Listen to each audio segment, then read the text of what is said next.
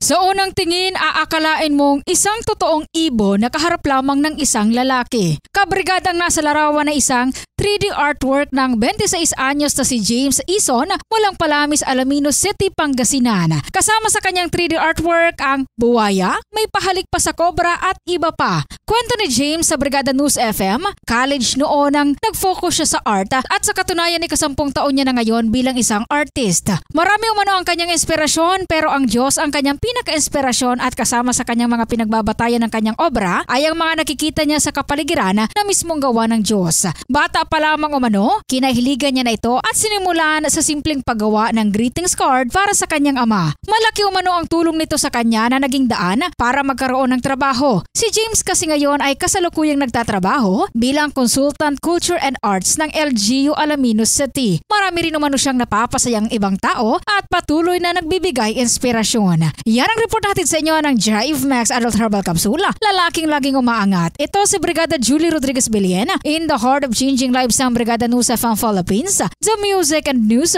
Authority.